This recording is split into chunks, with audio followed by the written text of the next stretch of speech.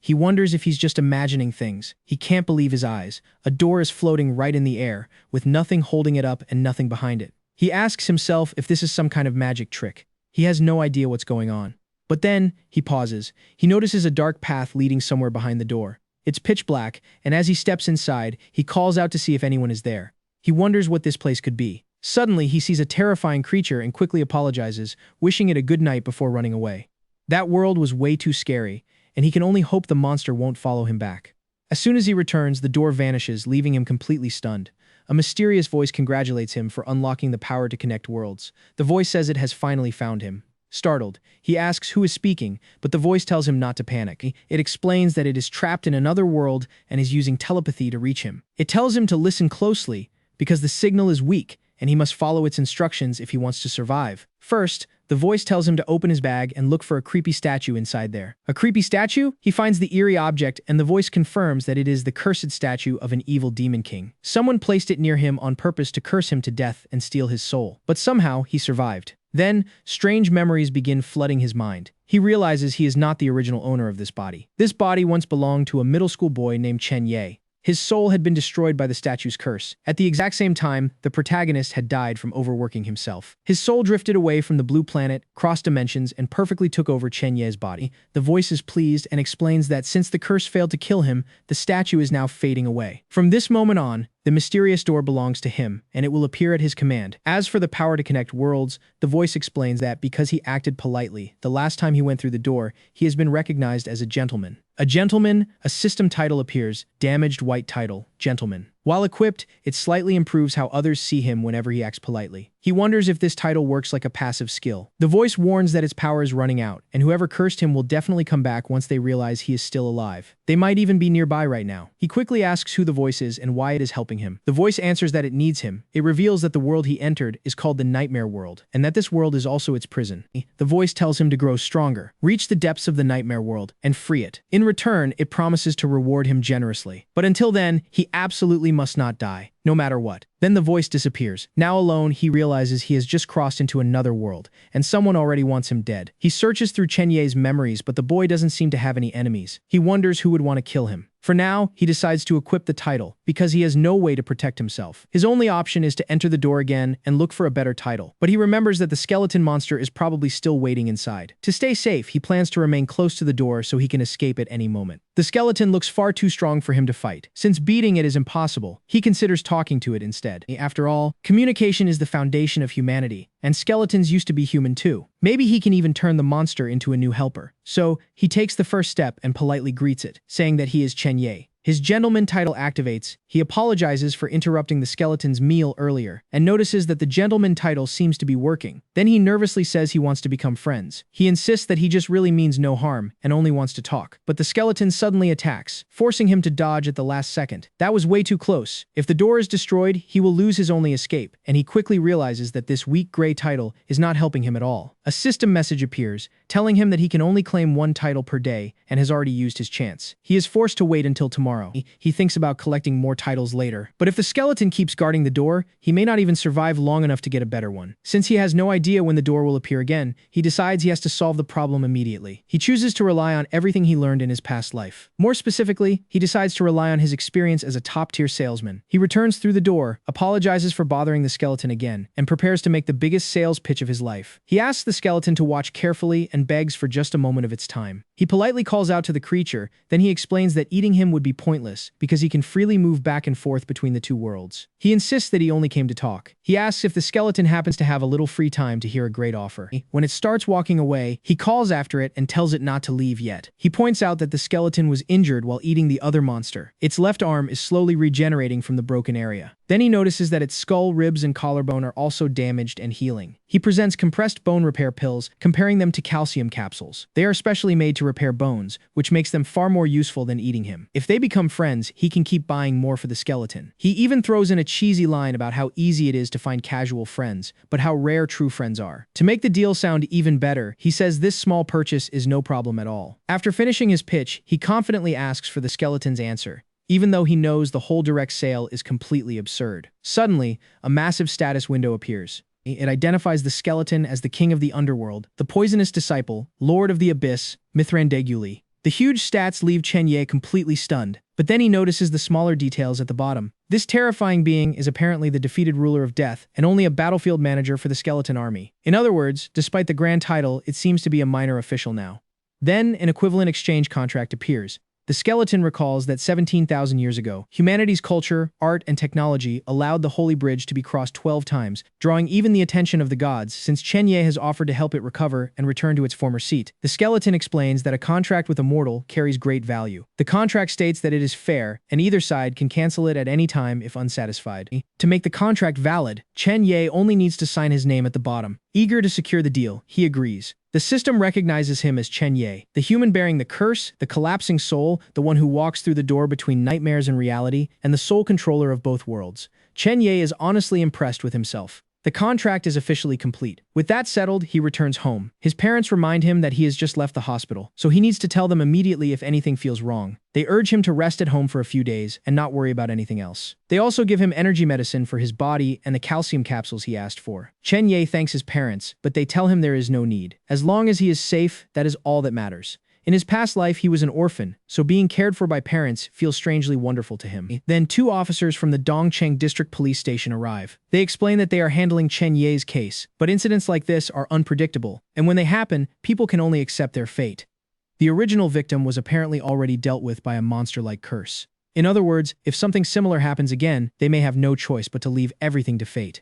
The officer addresses Chen directly and says he understands how awful this must feel, but there is something important he needs to tell him. The higher-ups have already approved a decision. The hospital will soon be abandoned, and nobody will be allowed inside anymore. At the very least, there should be no more victims. Chen Ye notices the 3 stars on the officer's uniform, meaning he is an inspector despite being so young. Chen thanks him for the information, but admits he is worried that someone may be targeting him. The officer says Chen is only a middle school student with a simple social circle, and they haven't found anyone who holds a grudge against him. With that, the officers say they have other work to handle and prepare to leave. Chen Ye realizes the statue's curse must be extremely powerful. Even the police can't solve it, and the government seems to find it troublesome too. He walks them out and thanks them, but he can tell the police are afraid and trying to keep their distance. Still, Chen Ye is just an ordinary middle school student, so he can't understand why someone would use such a dangerous object to hurt him. Just then, the inspector returns. Chen thought he had already left and asks if something is wrong. The officer quietly gives him a business card. Chen accepts it awkwardly and thanks him. The inspector tells him to call immediately if he notices anything suspicious. His name is Luo Feishuan. Chen thinks that maybe not every police officer is useless after all, but he still doesn't know if he can trust him or whether the man can really help. It also feels like Luo Feishuan may not be following orders exactly. Either, if even the police and government can't do anything, what can one officer possibly accomplish? Worse still, the news that Chen Ye survived is now spreading. Whoever targeted him will definitely not let this go. If they come after his new family, then Chen Ye has only one choice. He must grow strong as quickly as possible. He calls for the door on the other side. The skeleton recognizes him as the salesman, and Chen Ye puts on his best professional business smile.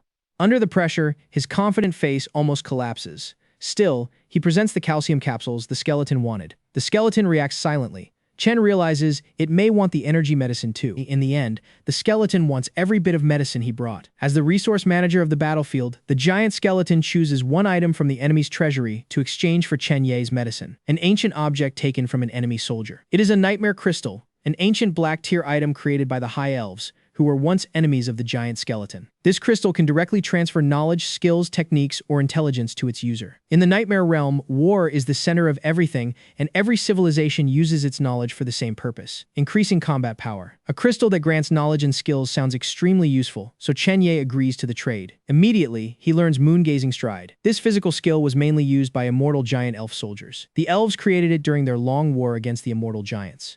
This technique allows the user to dodge, rush forward, and move past enemies at incredible speed. Chen Ye is amazed by the moon-gazing stride. Then, he notices the skeleton still hiding in the darkness. Since they have already signed a contract, he doesn't understand why it needs to stay so secretive. For now, Chen Ye decides to ignore the skeleton's secrecy and focus on learning moon-gazing stride. Just then, he hears his parents return home, so he quickly heads back to his room. He tries to activate moon-gazing stride's first form, Dash, but the system explains that it requires 3 agility points and begins evaluating his body. His agility is only 2, meaning he needs 1 more point before he can use the skill. Chen Ye thinks it feels exactly like a game, but he has no idea how to raise his agility. Then, someone appears and is shocked that he is still alive. The stranger is curious about how he survived, and Chen Ye realizes the intruder looks like a ninja. He has no idea what the person wants.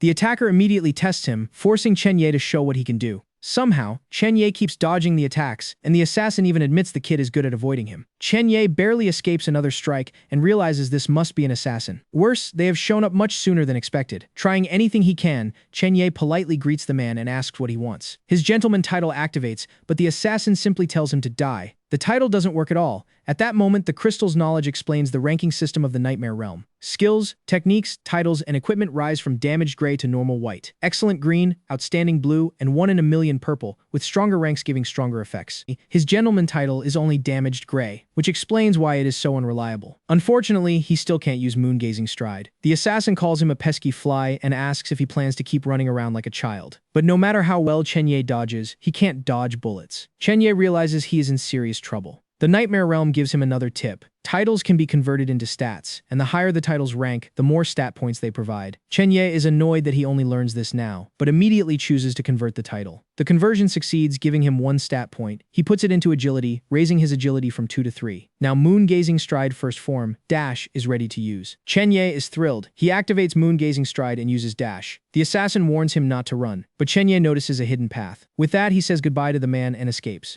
But the assassin quickly finds him again and declares that Chen Ye is dead for sure this very time. Chen Ye survives by a hair and confirms that more assassins will definitely come after him. He can't waste any more time, he needs a way to protect himself as fast as possible. Then the system announces that sacrificing a living creature has greatly pleased his contract partner. Confused, Chen Ye learns that, under the rule of equivalent exchange, he is being offered both a reward and a newly recognized title. He receives the Crown of Shadows and the Silver War Medal. Chen Ye is shocked to get 2 items at once, especially since both are excellent green tier. The Crown of Shadows is equipment infused with high-level shadow magic from the depths of darkness, allowing the wearer to disguise themselves as an elf. It was created by the immortal giants. The Silver War Medal is a symbol of honor from the elf army in the Nightmare world, given only to soldiers with great achievements. Wearing the medal will teleport him to the land of the elves. Chen Ye is amazed by how generous the ghostly skeleton has become. It wanted to eat him at first, but once it realized he was useful, it rewarded him without hesitation. He decides to test the Crown of Shadows first. Then, to his surprise, it works perfectly and transforms him into an elf. Suddenly, someone knocks and asks if he is home. Chen Ye freezes, wondering who is at the door, and worries it might be another assassin. But the visitor is relieved to hear him and says it is Chen Haiyu. Chen Haiyu is Chen Ye's best friend, the same person Chen Ye had gone to visit at the hospital that day. Before opening the door, Chen Ye quickly changes back to his normal body and calls out that he is coming. Chen Haiyu says Chen Ye scared him half to death.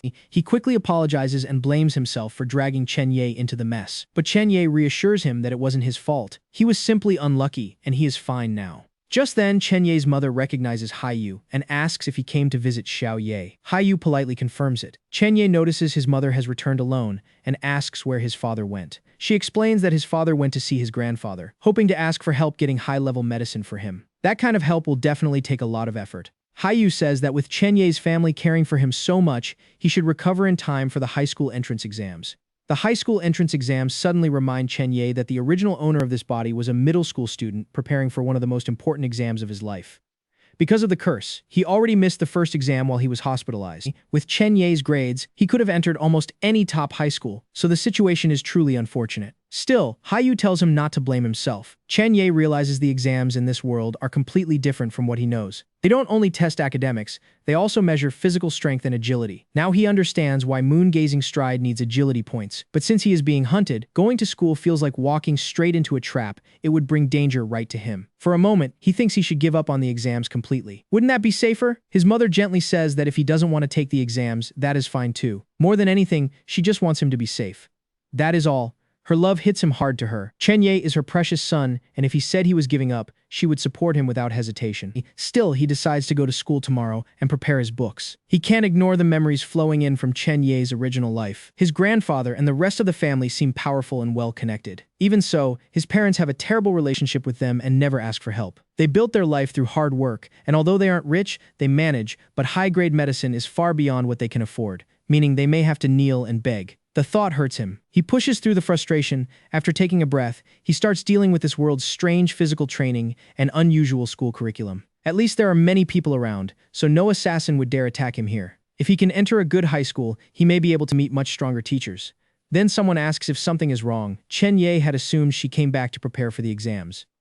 She already took the first subject and did well, and she feels confident about the rest. She should be able to enter the top high school in the province. Chen Ye congratulates her, but she tells him that what she really wants is for him to never come looking for her again. The surrounding students immediately sense gossip and gather around, saying the school beauty is breaking up with Chen Ye. She explains that soon they will go their separate ways. Their life paths are different, and eventually they won't have anything to talk about anyway. Because of that, she wants to end things here, and they should stop being friends. The crowd reacts loudly to the drama. Chen Ye can hardly believe it. He already missed an exam, and now she doesn't even want to remain friends. To him, that feels far too harsh. She says she has already deleted his contact information and hopes he live a good life from now on. She coldly reminds him that she was always the one visiting his classroom, while he never came to see her even once. She even says she never wanted to be friends with him in the first place. With exams approaching, she tells him to stop bothering her so she can study in peace. The students around them know Chen Ye is the top student, which is why Zhaiping always stayed close to him. But now that he missed an exam, she is cutting ties with him, and everyone can tell how cruel that looks. Another girl steps in, pointing out that Zhaiping gave Chen Ye so many gifts, yet he still speaks to her like that. She calls him a disappointment. Chen Ye has no idea who this girl is or where she came from. While Zhaiping tearfully says she truly thought they were friends, Chen Ye realizes she is crying to make him look guilty, but he refuses to be manipulated. Falling back on his salesman's tongue, he admits that he accepted her gifts, but says accepting gifts doesn't mean he accepted her feelings. Unfortunately, he chooses the worst possible wording, making himself sound even worse. The bias against him becomes painfully obvious, and he immediately realizes he used the wrong line. At this point, he feels completely ruined. He argues that if her feelings were sincere, she shouldn't use gifts to tie him down, and he has the right to choose someone better. With nothing else to say, he tells her that if she wants her gifts back, he will pay her in cash later. Then he tries to leave, insisting they were never really friends. Zhaiping calls him a jerk with a terrible personality. The situation spirals out of control. The surrounding students are furious, saying she did everything to please him, yet he humiliated her. They accuse him of acting superior just because he has good grades and call him a scumbag. One student orders him to come back, demanding that he take responsibility for playing with her feelings. Chen Ye tries to explain that it isn't like that, but they refuse to let him leave. Meanwhile, Zhaiping realizes everyone thinks they are defending her, even though she had planned to break up with him anyway. Now, she looks like the one who was dumped, and the whole crowd is making the situation worse. She begs them to let go. Class is about to start, so Chen Ye tells everyone to move aside. Sun Ming steps forward, saying Chen Ye hasn't been at school for days and doesn't know how much stronger he has become. He claims Chen Ye is no longer the school's #1 student and demands that he apologize to Zhaiping right now, unless he wants his bones crushed. Chen Yi says Sun Ming is misunderstanding because Zhaiping came looking for him, not the other way around. Still, if an apology will end this, he gives one. He says he is sorry and admits that she wins. Then he tells Zhaiping to keep moving forward and even continue bothering him if she wants, asking if that finally satisfies everyone. With that, he turns to leave. But the crowd reacts again, shocked that Zhaiping is actually crying. They assume her heart must be broken. From their point of view, that is exactly what it looks like. Zhaiping panics, knowing she never wanted him to say that, and tells everyone not to listen to Sun Ming. Even she gets confused by her own words, wondering why she said she didn't want him to do it. She curses Sun Ming for making things worse, and wonders if Chen Yi is somehow messing with her. Sun Ming realizes he came out to support her, but now everything has turned into a disaster. He decides to personally teach Chen Ye a lesson. He charges forward, but Chen Ye reacts. In an instant, there's no way to stop it, and Sun Ming goes down. That was beautiful. The crowd calls it absolutely beautiful, and everyone asks if they saw what happened. Sun Ming didn't even understand what hit him. Chen Ye is confused, pointing out that he already apologized and asking what else they want. Then he reveals the movement skill, moon-gazing stride. A teacher arrives and asks why everyone is crowding there when the mock exam is about to begin. He tells them to hurry to the field. The students panic and rush off, saying that if the teacher scolds them, they won't take the blame. Leaving him behind, he can only complain about his terrible friends. With a sigh, he realizes this exam is going to take a long time. The line is so long that they will be waiting forever before their turn. Someone mentions a new snack shop behind the school, and the group decides to find something to do while waiting. Then Chen Ye remembers that he was too tired yesterday and went straight to bed, so he never returned to pick up his things. This is the perfect chance to go check, but Chen Haiyu tells him to save his spot first, then suddenly claims he needs the bathroom and runs off. Chen Ye tries to stop him, but it is too late. With no choice, Chen Ye gets ready and goes. But then, he realizes the skeleton is missing. He is sure he saw it come in here. He wonders if the ghostly skeleton isn't around. Then, he finds the assassin's dagger. There's even a sheath for it, which gives him at least one weapon to protect himself in elf territory now, even if he has never used one before. He still wonders where the ghostly skeleton went, but there's no time to waste. He decides to go. Suddenly, the mysterious voice reaches him again and asks if he is the human. It says it no longer has enough power to help him, but tells him to take something with him. It is a human symbol. The transfer hits him hard. His head pounds, and he feels like his brain might turn to mush. Still, he wonders if it worked. He appears in what seems to be elf territory and notices the symbol the mysterious voice gave him, though he still doesn't know why it matters. Someone calls out from nearby. They mistake him for Faye and ask if it is really him. Chenya realizes they think he is Faye. The group says he finally succeeded, even though it took a long time. If he had arrived any later, they would have assumed the mission had failed and returned. Chenya quickly says he ran into a small obstacle. Then he notices that all three of them are wearing the crown of shadows just like him, which means they are not real elves either. They explain that they have already gained the elf tribe's trust by pretending to be injured soldiers recovering from battle. Their plan is to attack tonight, kill the leader, and steal the tribe's treasure. They ask if Faye is ready. Chenya plays along saying he is ready and eager to start. But one of them reaches toward the crown, and the others panic, warning him not to touch it or remove it. They scold him, saying he can't take off the crown just to adjust it. If he reveals his true undead identity, all of them will be in danger. He apologizes, but Chenya now understands the truth. Just as he suspected, they are the same race, wearing the same crowns. These three are undead. One of them confidently says that Faye never fails a mission, while the others can only hope that is true. Chenya realizes the ghostly skeleton must have been Faye, and somehow dumped this dangerous job onto him. With no other choice, they hurry toward the elf village. The group tells him to hurry up and keep pace. Because he was late, they already lost too much time. They move so quickly that Chenya has to sprint with everything he has just to keep up. These undead are far too strong. Soon they arrive. To enter the village, they need permission from the leader, but there should be no danger for now. They just need to show the symbol, and that should be enough. Chenya quietly wonders what the real risk is. Thankfully, they make it through. If he had been forced to run another 10 minutes, he definitely would have been exposed. Then they explain the mission. It is an assassination. The three of them will cover him from outside while he carries out the assassination himself. Chenya is shocked that they expect him to kill the leader alone. They confirm it and ask if there's a problem. Their tone makes it clear they think he might back out. Chenya freezes. If he refuses, these undead will definitely kill him. He considers escaping, but assassinating the leader inside the elves' own stronghold would be suicide. Then the group announces that their people have arrived and they are allowed to enter the village. No matter which side he chooses, Chenya feels dead either way. He forces himself to greet everyone politely. The elf villagers warmly welcome him, with some even calling him handsome and inviting him over. The friendly atmosphere only makes the situation stranger. The guards tell him he may enter because the leader is waiting and already knows he is coming. The undead say they will wait nearby, but Chenya knows they are watching him closely so he can't run away. His life is now trapped between the undead and the elves, and he can hardly believe this is happening. Still, he tries to look on the bright side. If he succeeds, maybe he will gain an amazing title, right? He tries to convince himself. The elf leader welcomes the brave soldier from the front lines. Then Chenya realizes the door has another ability. It can analyze titles. It allows him to view the titles of other living creatures. The elf leader's titles appear: Spirit of the Forest, Inheritor of the Ancient Tree's Throne, Guardian of Nature, the Great One, Guardian of the Nightmare Realm, and one of the 5 world leaders. All of these are titles belonging to the elf leader, while Chenya only has Gentleman. He immediately realizes how insane it was to think he could assassinate someone like this. Even if the undead outside are strong, there is no way they could defeat this elf. Comparing Gentleman to Spirit of the Forest and Inheritor of the Ancient Tree's Throne is humiliating, and Chenya swears he will remember this. The leader thanks the brave young soldier for his sacrifice and tells him to rest well in the village. Chenya wonders if the beautiful display around them is magic. The elves are holding a celebration feast and invite him to enjoy himself. Chenya plays along. The undead approach him and tell him to eat, since it is still early. They remind him that he has already met the assassination target, who will join the feast soon.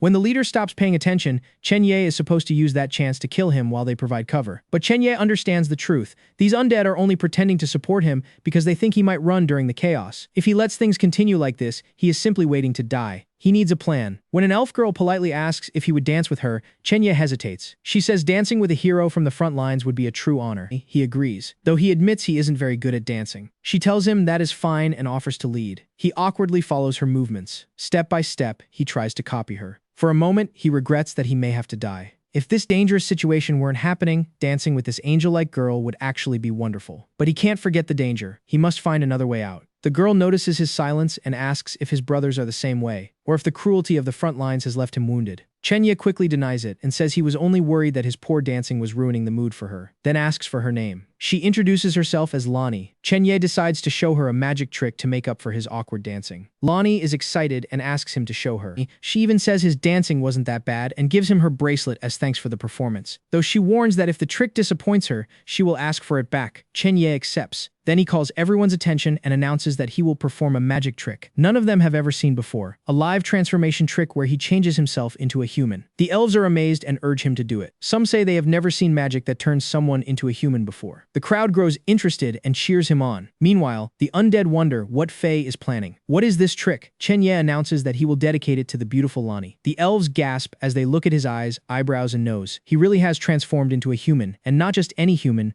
but a human child. The crowd is amazed by the magic and asks him to change back. Chen Yi explains the trick simply. He turned human because he removed the crown. Then he says his three brothers can use the same magic too. The undead are stunned. Chen Ye says all they need to do is remove their crowns and they will reveal themselves as undead.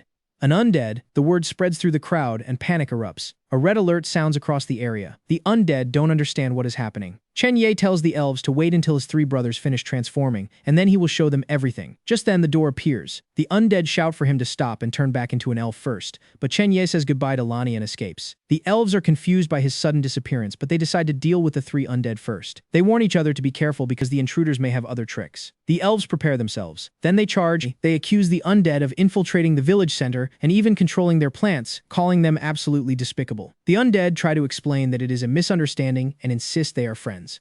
But the elf leader understands that the crowns contain high-level shadow magic from the depths of darkness, even as a permanent spell. The power exceeds his expectations. He orders the attack. Meanwhile, Lani wonders if Chen Ye will never return.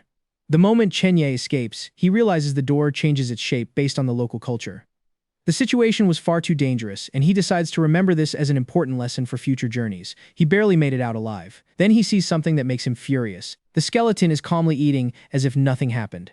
Chen Ye almost died in elf territory. While this creature is sitting there comfortably, the skeleton is surprised that Chen Ye is actually still alive. Chen Yi is shocked that it can speak human language, and angrily accuses the cursed skeleton of sending him to his death with the crown. The skeleton asks how he managed to survive and wants the details. Chen Ye refuses to explain. The skeleton offers equal compensation if he tells the story. But Chen Ye says this is no longer about rewards. He nearly died, and he is the type to hold a grudge. The contract system says his partner is sincere, and under the principle of equivalent exchange, is offering a powerful magic item for him. Chen Ye is still offended, and says a small gift won't erase what happened. He feels his dignity is being insulted.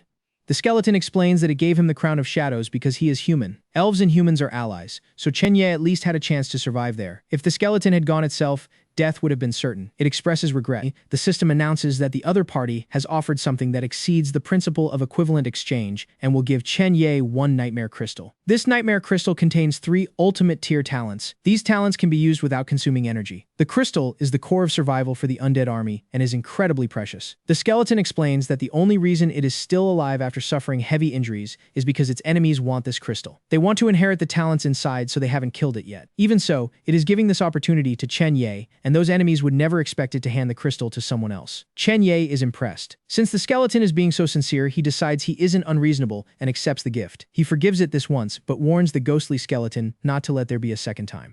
Now Chen Ye can choose one of the ancient talents and make it his own. Abyssal Summoning appears first. It is a basic, upgradable talent that uses a corpse as a medium, calling the deceased soul from hell so it can reveal the truth it knows before resting in peace. The description calls death the deepest study. The second option is Divine Body, another basic, upgradable talent. Any attack that would kill him will temporarily turn his body into a divine root. The third option is Return of the Deceased. It creates a soul flame and places it on a corpse, allowing the flame to fuse with the body and resurrect it. The description says there are many types of resurrection magic, but this is one of the most profound origin magics, reviving the dead and increasing the evil spirit's basic power. Chen Ye quickly judges the choices. Return of the Deceased is useless to him right now. Divine Body may make him immortal for 5 seconds, but if he can't escape afterward, he will still die. Abyssal Summoning looks weak at first, but it is actually what he needs most. Knowing the truth could help him quickly find whoever wants him dead. With that, he chooses Abyssal Summoning. He wonders if it worked, and soon realizes he can now sense the voices of souls. The skeleton is surprised that he chose this talent. Chen Ye asks if it is bad, but the skeleton explains that it simply doesn't improve combat efficiency. As far as it remembers, every past Spirit King chose the third option. Very few chose the second, and absolutely no one chose the first option. Chen Ye doesn't care. He asks the skeleton to explain what happened because the information is extremely important to him. The skeleton begins the story. Chen Ye realizes the assassination target was actually the female elf priest.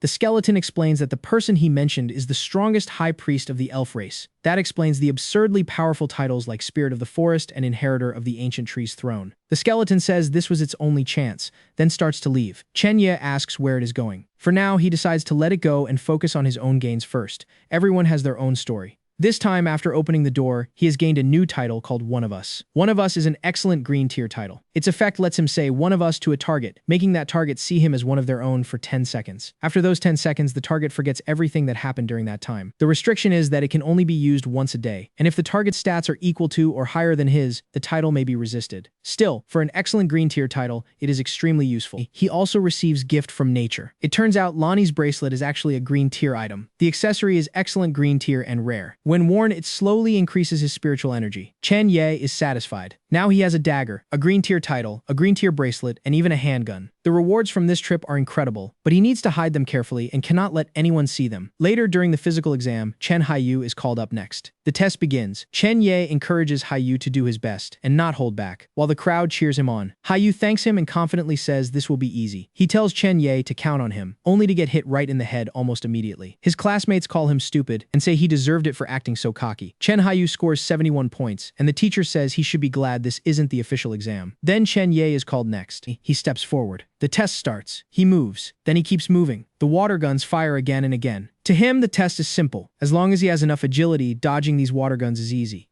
The crowd is amazed. One of the teachers finds Chen Ye interesting. He is the top student in class, but unfortunately, he missed the first exam. That is why the teacher called Manager Qian over, hoping they might give him another chance. Manager Qian notes that Chen Ye's physical abilities are impressive. If he also gets a perfect score on the mental test, she wouldn't mind giving him an opportunity. Besides strength and agility, the physical exam also evaluates a special attribute, mental power. The teacher is surprised by the perfect score requirement and thinks the bar is too high. From what he remembers, Chen Haiyu's mental power is ordinary. Still, Manager Qian decides they should wait for the result before making a decision. A good score isn't enough. It has to be perfect.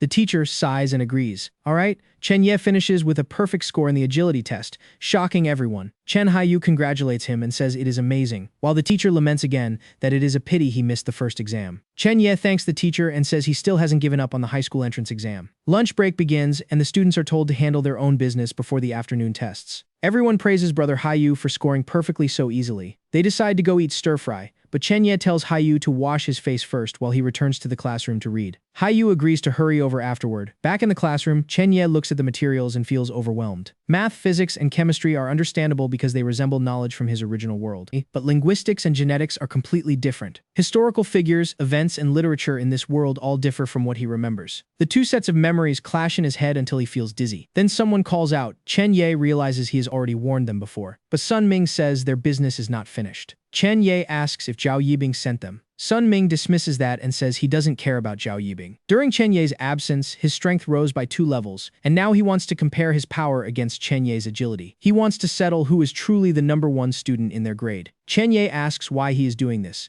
then activates One of Us. The title takes effect. The boys immediately confess that Zhao Yibing asked them to help her vent her frustration. They admit they didn't really want to hurt their bro, because that puts them in a difficult position. Sun Ming says he only acted because he likes Zhao Yibing too much, and because Chen Ye sometimes seems too arrogant. He wanted to punch him just once, but since they are all bros now, he can't bring himself to do it. The others agree. Chen Ye is relieved that this is only a student fight, and none of them actually want to kill him. But One of Us only lasts 10 seconds, and time is almost up.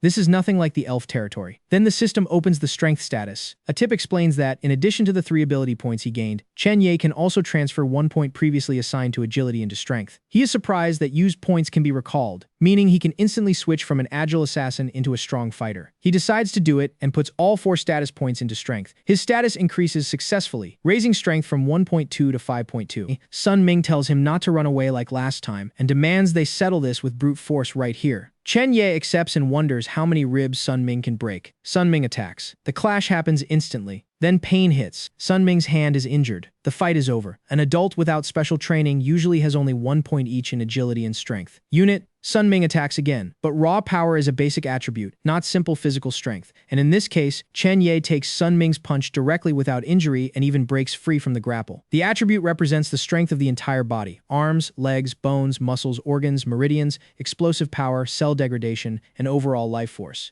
At this point, Chen Ye's strength has already surpassed Sun Ming's. Everyone struggles to believe it. When all of those factors are brought together, they determine a person's true power. Chen Yi says he already missed 1 exam, yet they still came to cause trouble. Another exam is about to begin, and he asks if they really plan to ruin someone's life out of jealousy. Sun Ming loses control and curses Chen Ye. Chen Ye realizes that if this had happened to another student, or even to his old self, they would have been badly injured. Sun Ming and the others quickly admit they were wrong and beg him for forgiveness. But Chen Ye points out that they tried to humiliate him, beat him up, and destroy his future. After all of that, they still expect forgiveness? The boys panic. Someone calls for help. A teacher arrives, confused by the scene. She asks what they are doing. Chen Ye immediately claims that they were bullying him. The teacher is stunned because from what she sees, Chen Ye beat all of them and is still claiming to be the victim. Chen Ye asks her to check properly. He wonders if he miscalculated. Even after teaming up, they still couldn't beat him. The students are shocked by his strength, but Chen Ye decides it doesn't matter anymore. Nearby, someone asks Bing Bing if she regrets it. She repeats the question. They wonder if things might have been different if when she called him to the corridor, she had simply encouraged him and kept in contact with him from time to time. Maybe this situation would have changed, but she immediately rejects the idea. As soon as she turned around, Chen Ye caused a huge scene. He even injured other students, which means he may have completely lost his chance to take the high school entrance exam. In the end, she only hates herself for not seeing what a terrible person he was. From the start, she decides to walk away, while someone tells another student to hold something. Another person refuses. Chen Ye notices someone staring at him and worries they might drag him into the mess too. He silently hopes the girl won't look at him like that. He begs her not to say anything out loud, but someone snaps at him to shut up and leave, while the situation becomes even more chaotic. Then, with a sigh, someone asks what is happening. A call is made, someone answers. The person on the line reaches the police station and awkwardly explains that there is a problem. Chen Ye realizes Zhao Yibing pulled this trick, using the chance to cut ties completely, while stepping on him at the same time. The teacher is frustrated that students are calling the police again, making an already chaotic situation even worse. She tells everyone to dismiss and go review their lessons. Then she orders Chen Ye to come to the teacher's office. Chen Ye agrees, addressing Teacher Zhang. Later on the other side, the principal tries to convince Manager Qian that their students are talented and asks her to sign a few of them. Manager Qian says it isn't that she doesn't want to help, but if the students don't meet her group's minimum requirements, there's nothing she can do. Suddenly, someone rushes in and says the principal needs to see something. It is a video of the fight that Chen Haiyu recorded. They show the footage. Chen Ye apologizes. Manager Qian addresses student Chen, realizing he prepared the recording from the very beginning. She says the final decision will depend on the assessment of the student's injuries. The principal argues that this student recently suffered an unusual incident and missed an exam. If they take him away again, he might miss another exam. The principal argues that they already have video evidence, so there should be nothing left to investigate. The officer tells him to relax, saying the investigation won't take long if the injuries are not serious. But the principal worries they are destroying Chen Ye's future. Meanwhile, Chen Ye is focused on switching his status points back and forth so his body can adapt to the changes as quickly as possible. The principal tells student Chen that it was lucky he recorded the entire incident. Without that video, the other's injuries alone might have been enough to get him expelled. Chen Ye notices the principal has finally arrived. Manager Chan agrees that Chen Ye's physical attributes are much higher than the others, so he had no reason to fight them seriously. Chen Ye also notices Manager Chan is there. She says she watched the fight video, and even from only one camera angle, she could tell that Chen Ye was holding back. Chen Ye admits he was afraid he might accidentally kill them. Manager Qian sees that as proof he is a good kid with strong morals. She also knows he got a perfect score in the outdoor mock exam, meaning he qualifies for her recommendation. She wants to speak with him privately. Chen Yi realizes she is Qian Rushan, a manager of the Human Martial Arts Corporation. The Human Martial Arts Corporation, also known as SMA Group, owns the intellectual property for many martial arts disciplines, along with countless manuals and copyrights. For an ordinary person to join an organization like this, it is like a small carp leaping through the Dragon Gate. It means leaving ordinary life behind and stepping into a higher world. To Chen Ye, this is a path to heaven. The man standing in front of him has no openings at all, even while standing still. No matter how Chen Ye shifts his status points, he can't find any way to attack him. Manager Qian says the Arteria brain system analyzed Chen Ye's strength as at least 4.5, then politely asks what his actual strength attribute is. The Arteria brain system is the world's absolute top-tier AI, capable of accurately measuring every part of a person's attributes. Chen Yi is impressed. If he can get protection from someone like this, he may no longer have to run from assassins. He answers that his strength is 5. Manager Qian is surprised. Chen Yi asks how rare an attribute value of 5 really is. Manager Qian explains that for middle schoolers, the minimum requirement to join their group is 4.5. But 5 is different. Reaching level 5 means someone can pilot certain combat mechas and even wield damaged ancient weapons. Since Chen Ye also got a perfect score in agility, that is enough for her to use her recommendation rights. Once he joins the group, she will let him retake the strength test. Chen Ye is surprised that he can take the test again. Normally he couldn't, but to avoid missing a talent like him, the group has the right to recommend makeup exams through the Education Bureau. Chen Ye immediately agrees. Manager Qian says it is settled and that someone will arrange everything for him. As for the investigation into the brawl, he can handle it however he wants. The makeup exam will be scheduled around his time. Chen Ye thanks her sincerely. Then she asks, by the way, what his mental power attribute is. She is simply curious, since both his agility and strength already meet the requirements. Chen Ye pauses at the mention of mental power. Chen Haiyu's mental power is definitely not ordinary. Manager Qian asks him to demonstrate it. At mental power level 3, someone should be able to move objects. She tells him to try moving a chair. Chen Ye agrees, knowing he only needs to raise his mental power attribute to 3 to do it. He attempts it. Everyone reacts in shock. Then elsewhere, someone asks if the captain is really going back like this. The captain points out that Chen Haiyu has a strength level of 5, a perfect 10 in agility, and speed of at least level 4, and even higher. His mental power is at least level 3. The people watching finally understand what that means. Chen Haiyu is not just talented, he is racing straight toward the top. Someone like him is no longer a genius they can casually handle. So they decide to leave before getting involved any deeper. Meanwhile, Manager Qian is so moved that he starts singing dramatically, saying that even the gods would stop to listen, and when fate gives them power, they will fly toward eternal light. The others stare at him confused, wondering why he suddenly broke into song. But Qian is too excited to care. He tells Chen that today is his lucky day. And Qian's lucky day too, because he has never heard such a divine voice before. Chen feels awkward, wondering if he is really expected to sing as well, since he has no idea how. Then Qian sends the others away, so he can speak with him in private. Once they leave, he calmly says, then they can begin. He asks Chen what goal he has for his life. Chen hesitates, then says his goal is to become someone like Manager Qian Rushan. Qian accepts that as a start, but asks for his real answer. Chen thinks about the word goal, then finally says that at minimum, he wants enough strength that no one can bully him again. More than anything, he wants to protect himself and his family. Qian laughs with satisfaction and says today will be the first step toward that dream. Then, with a smile that makes Chen nervous, he tells him to attack. Chen is startled, but Qian explains that he does not mean with words. He wants Chen to use his fists. Chen apologizes in advance and immediately puts his points into agility. He attacks with his hands, but nothing lands. Qian casually explains that this is a combat technique that redirects force, allowing him to deflect the opponent's momentum. Chen is amazed.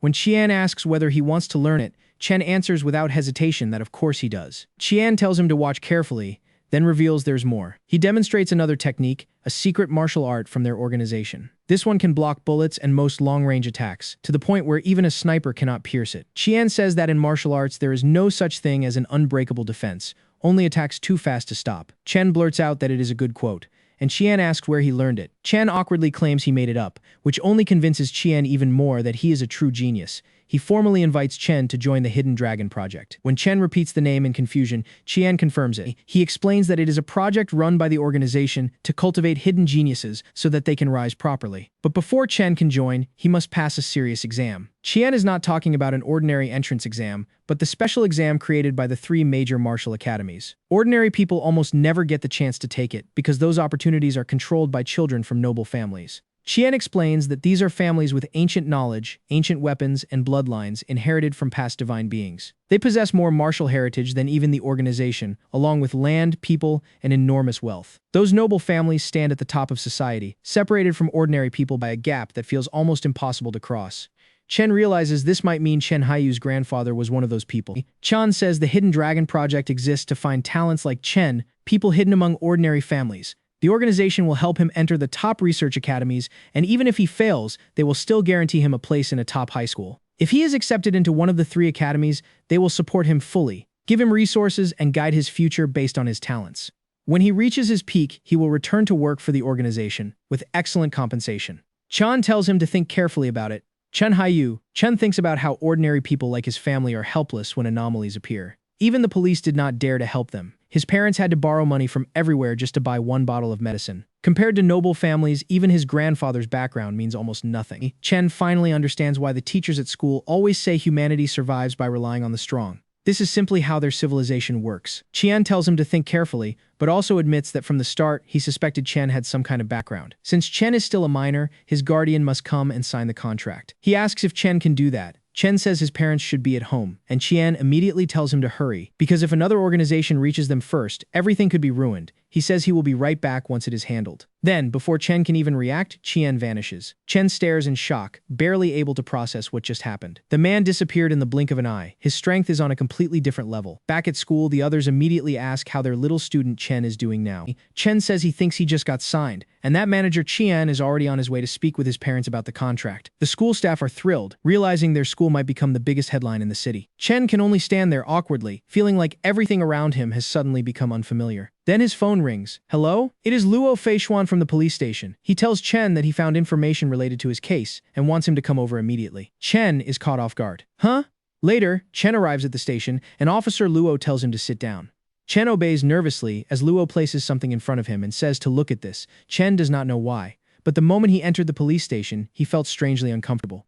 Luo shows him a picture from the day of the incident. It was taken from the rooftop across from the hospital, and it shows a suspicious man. Luo asks if Chen recognizes him, explaining that the photo was captured by accident and sent in after rumors about the hospital spread. Chen says no, he has never seen that person before. According to the forensic experts, the man in the photo seemed to be trying to activate something. Then Luo asks Chen whether he brought anything strange with him. Chen freezes. Huh, are you sure you're not hiding something dangerous? Chen quickly says no, he has nothing.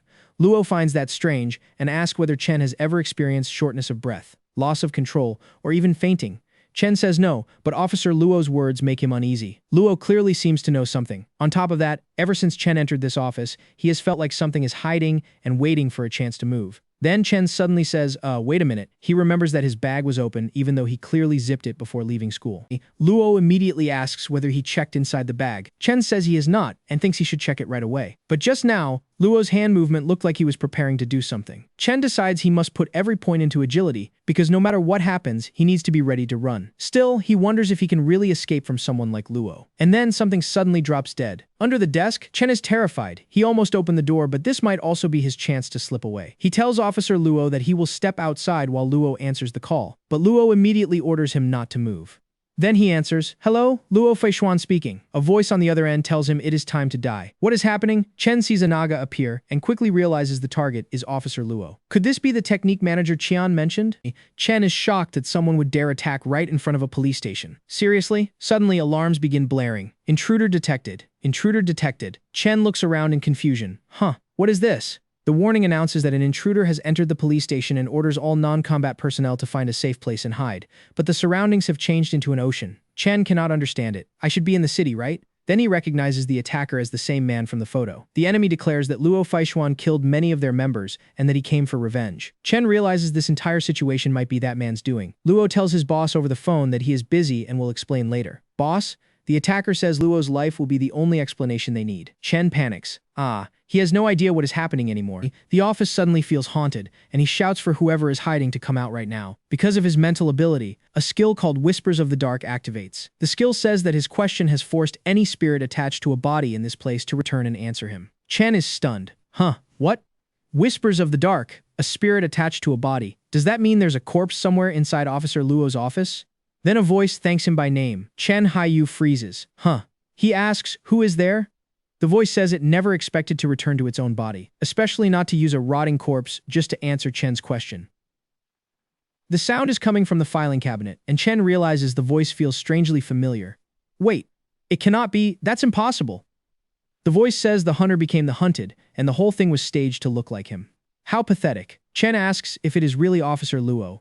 The voice confirms it is him. Chen is shaken and asks what happened. Luo says the man with black sunglasses from the photo killed him. He explains that the man is an assassin and probably a special operations soldier as well. His strength and agility are perfectly balanced. Luo needed advanced equipment to fight at full efficiency, but the assassin only needed one opening. At the worst possible moment, Luo's weapon malfunctioned. After killing him, the assassin impersonated him and used Luo's identity to lure Chen to the police station. Chen asks what the assassin wanted. Luo does not know for sure, but says the man must have wanted answers. That makes sense to Chen. The evil king statue's curse had never failed before, so the assassin probably wanted to know how Chen survived. In a strange way, Chen was saved because another attacker invaded the station and ruined the assassin's plan. Chen explains that the fake Captain Luo was taken away by a man in bright pajamas using some kind of magic. Luo corrects him.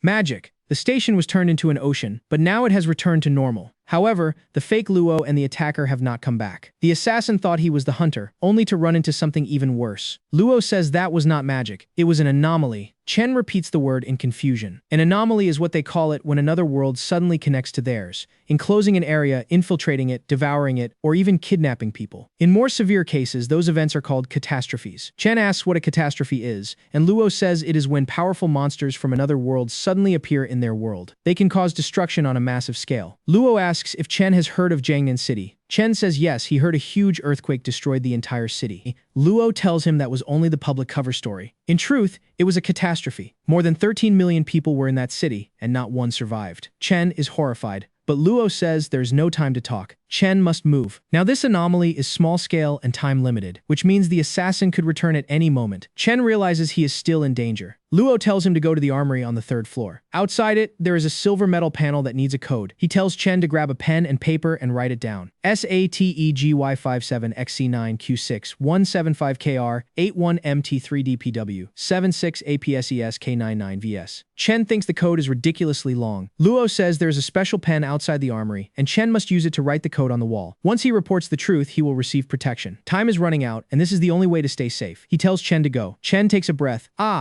Officer Luo has told him everything he knew, and now his spirit finally moves on. Chen understands why the other police officers wanted nothing to do with his case. Even Officer Luo was killed because of it. In this world, anyone without enough strength will simply become prey. Chen wonders if he should expose the assassin's real identity, but tells himself that it is not his job.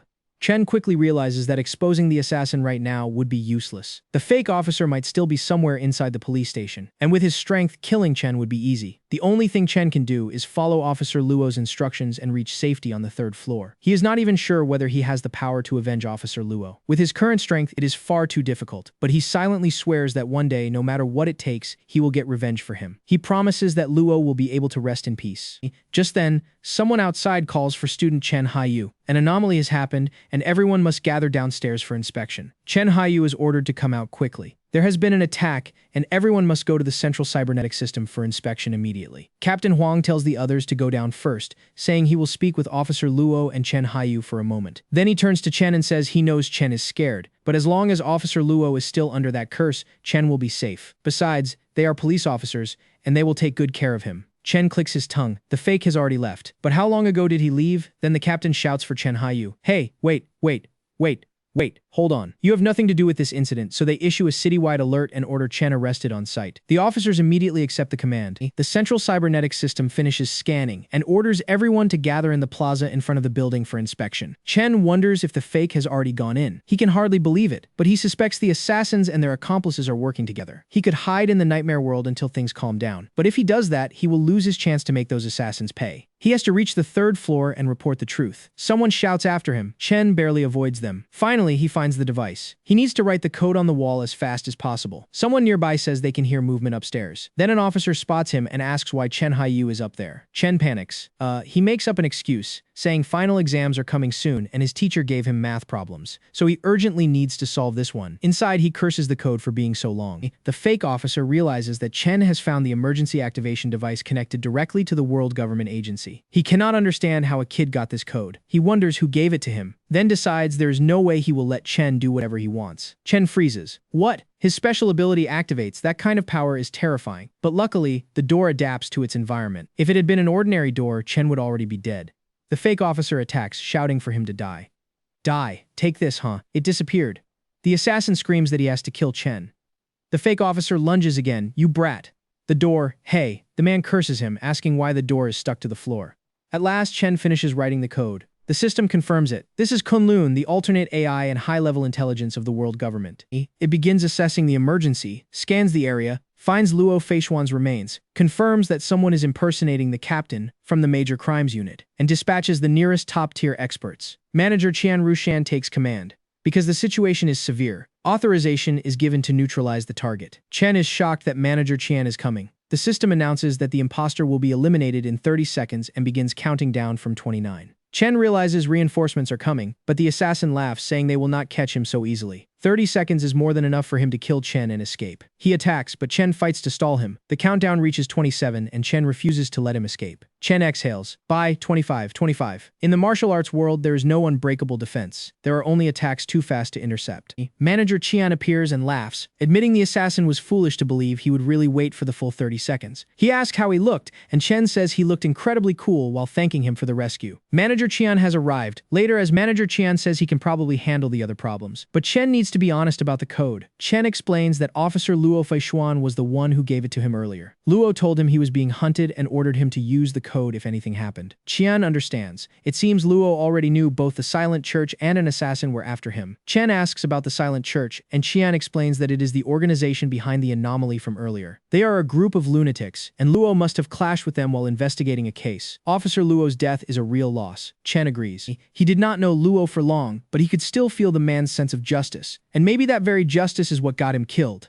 Qian tells Chen he was lucky. The assassin pretending to be Luo Feishuan would have killed him if fate had not interrupted. Kunlun has already identified the dead assassin as someone from the Assassin's League, an organization that accepts jobs online, which means they still do not know who hired him. Chen reasons that anyone capable of killing Officer Luo must be extremely skilled, and the cost of hiring someone like that would be huge. That means the employer must be wealthy. Qian admits Chen is sharp, but says the real question is why someone like that would spend so much money just to kill a high school student. Their organization is already investigating it. Chen then asks why Kunlun appeared only after he used the code. If it was that powerful, why did Officer Luo not summon it to help fight the assassin? Chan explains that Kunlun is the government's central AI, and this rescue mission was assigned to him by Kunlun itself. Normally, it does not interfere in smaller incidents unless someone has its special code. As for why Luo never used it, it was because he did not know his weapon had been tampered with. Chan shows Chen Luo Feichuan's armor suit. Its main weapon had been infected with a virus, making it unusable. But the moment Luo died, the weapon became usable again. That proves someone did it on purpose, and that person must have been close to him. Kunlun has assigned the case to Chan's group, and they will investigate it to the end. Chen realizes this is what Luo meant when he said his weapon malfunctioned.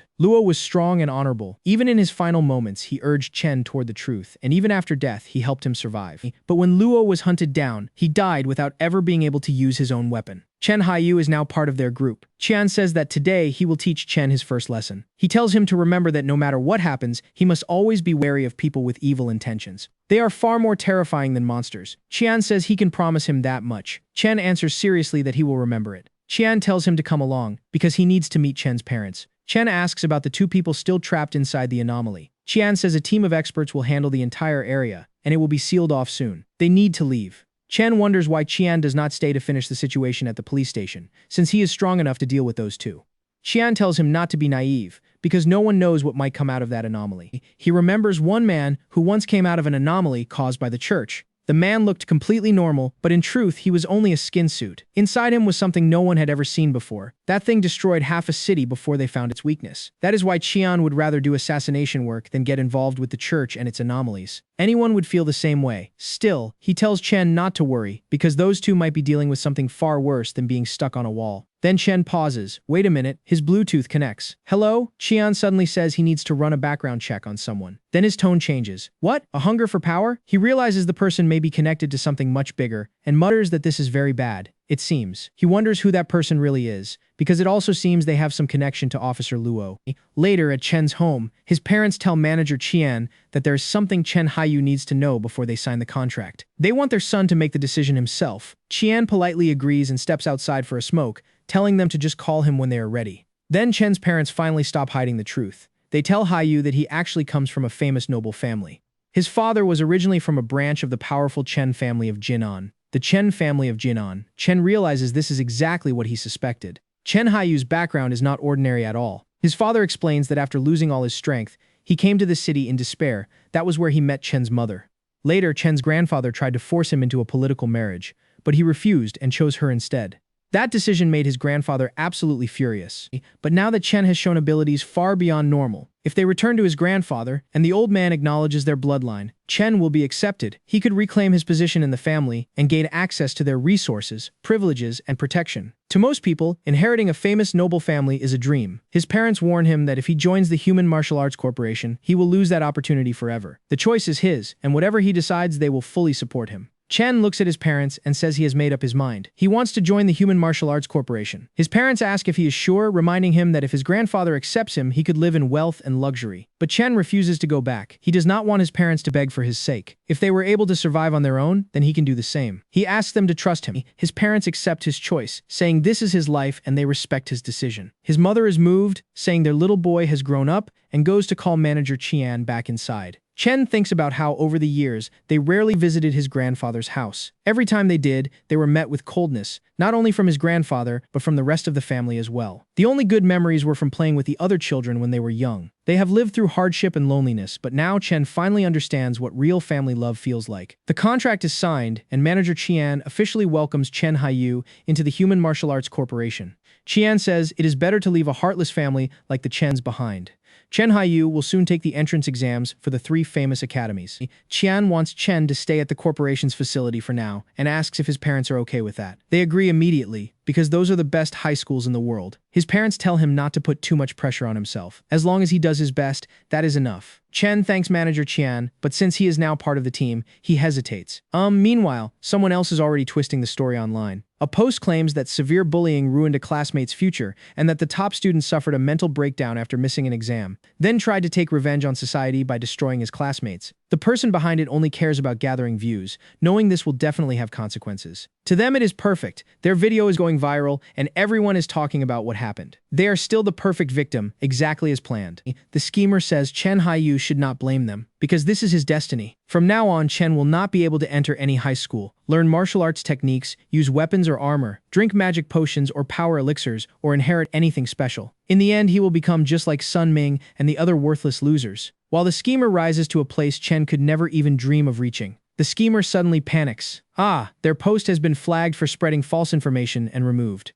The police have issued an official statement demanding that the rumors stop immediately. If the rumors continue, both the platform and the Human Martial Arts Corporation will take legal action. The person behind the post cannot believe it. Flagged as false. Do they have proof that Chen acted in self-defense? No, they refuse to believe that. If proof really exists, why has no one revealed it? And why is the Martial Arts Corporation involved? They quickly check what the school is saying. The school publicly congratulates Chen Haiyu from Class 3-5 for receiving a contract from the Human Martial Arts Corporation. Even better, the top 5 high schools in the province have accepted him without requiring him to take the exams. The schemer is furious. They were so close to succeeding, so close. They call out for Bingbing, unable to understand why Chen got into the Martial Arts Corporation, or why everything turned out like this. Meanwhile, at the Human Martial Arts Corporation, Qian receives the police report.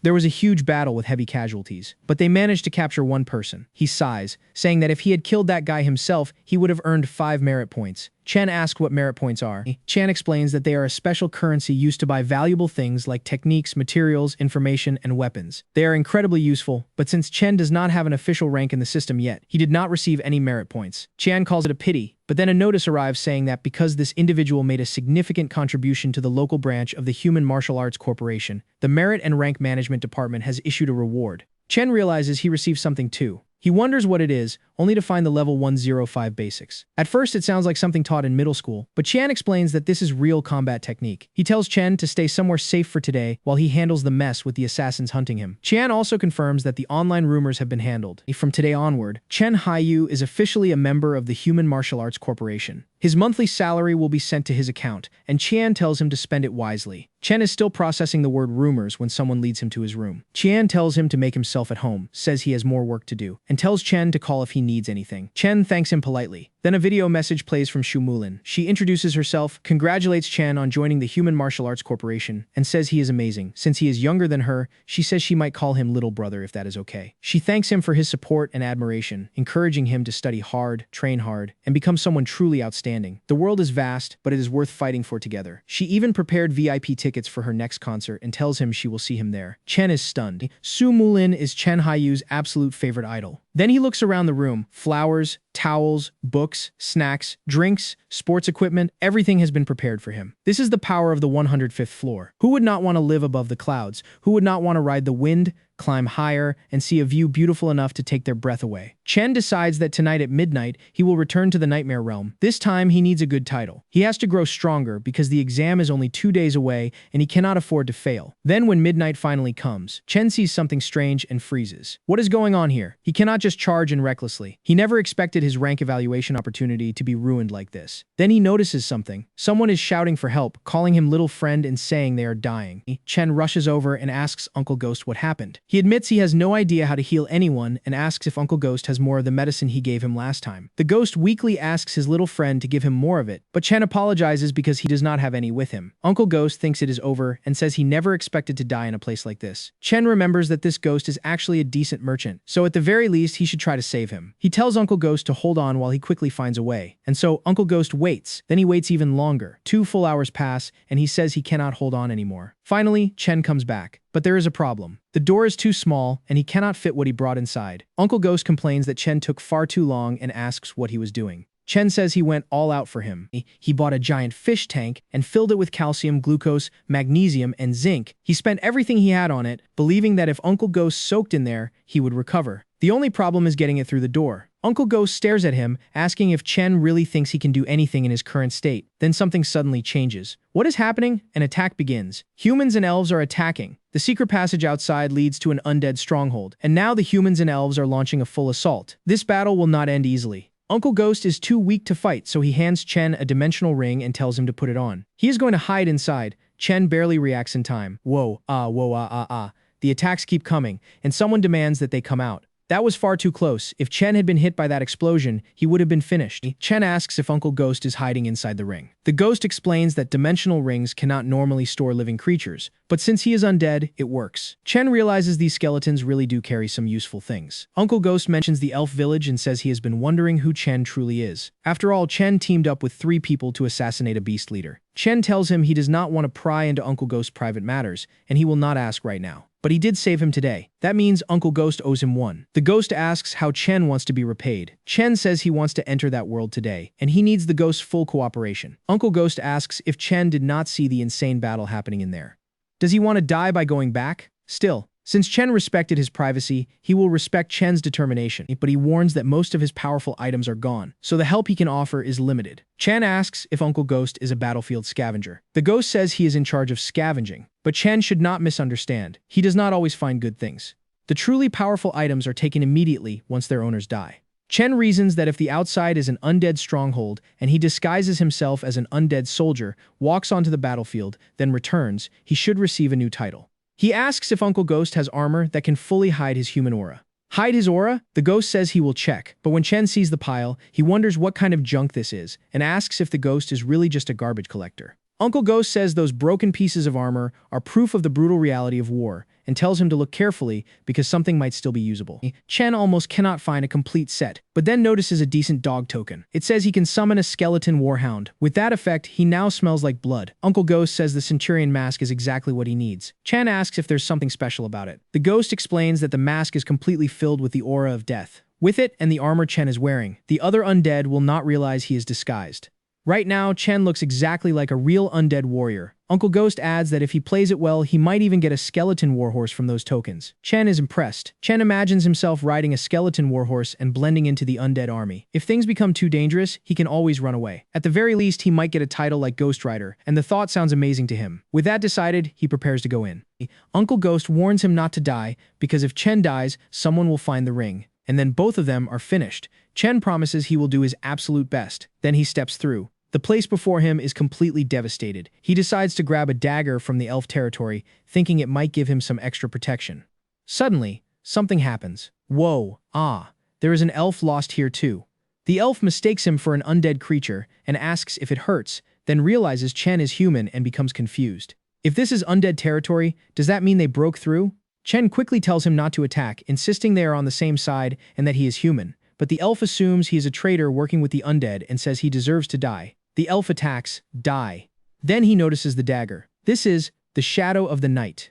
The dagger is identified as the Shadow of the Night, a white-tier weapon built for assassination. It carries the blessing of the holy silence of the human race, and only elite human assassins with pure souls can wield it. Whoever holds it is recognized as trusted and authorized to carry it. Since only humans with pure souls can use the shadow of the night, the elf immediately believes Chen is one of them. He lets Chen go and orders him to hunt the remaining undead. Chen quickly agrees and tries to leave. The elf apologizes, calling him little brother, and asks if Chen needs help. Then he gestures in a way Chen completely misunderstands. Ah, that sign language means I love you so much. Chen is shocked, thinking the elf is confessing love at first sight. He wonders if everyone in this nightmare world is this bold with their feelings. But then Chen notices the elf staring at his mask. The elf's expression clearly means something. Could this mask be some kind of symbol? Chen curses Uncle Ghost in his mind for giving him a special item without explaining anything. For now, he decides to play along. He says that, as the elf can see, he is in a tight spot, and if there's anything they can do to help, he will not refuse. The elf understands and gives him a single-use combat equipment kit, saying it is very effective. Chen thanks him, then asks for his name. But before that can go anywhere, someone interrupts. No, the elf immediately denies doing anything wrong and reports that he found a scout outside the ruins of the secret passage.